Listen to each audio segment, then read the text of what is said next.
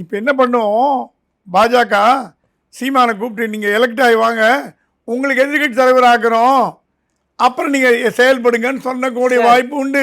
NDA கூட்டணி சீமான முதல்வர் வேட்பாளராக அறிவிங்க, சீமானுக்கு சபாலினேட்டா பிஜேபி போங்க, இதுல என்ன பிரச்சனை இருக்கு? சீமான முதல்ல வேட்பாளர் அனுப்பிக்கணும் சீமான் கேட்க மாட்டாரு, பாஜகவும் பண்ணாது. சரி, கூட்டணியில் அங்கம் அப்படி பார்த்தீங்கன்னா ராமதாஸோட பெரிய தலைவர் தமிழ்நாட்டில் இருப்பாங்களா? அவர் முதல்ல அன்புமணி முதலமைச்சர் வேட்பாளராக சொல்லவில்லை, பாமக சொல்லியே. நீங்கள் சொல்லுங்கள், அன்புமணியோட ஒரு தலைவர், டாக்டரோட ஒரு தலைவர் இருக்க முடியும்? டாக்டர் ராமதாஸோடவா? அப்படி அந்த கால்குலேஷன் தப்பு.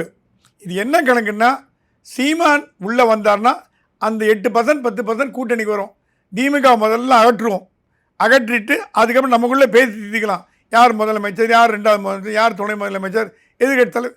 ஏங்க விஜயகாந்த் எதிர்கட்சி தலைவர் இருந்தபோது திமுக 3ஆம் இடத்துல இருந்தது. ஆமாம் சார், மறந்துடாதீங்க. நான் மறக்கல. தமிழ்நாட்டு அரசியலில் என்ன வேணா நடக்கும். இந்த தேர்தலில் திமுக தொடச்சி வாஷ் அவுட் நல்லா ஆகிறதுக்கு வாய்ப்பு உண்டு. என்ன கடந்த 6 மாதமாக அவங்களோட நடவடிக்கைகள்லாம் ஒன்றும் பிரமாதமாக சொல்லிக்கிற மாதிரி நடக்கலை. அகில இந்திய அளவில் பேசப்படுகிறது.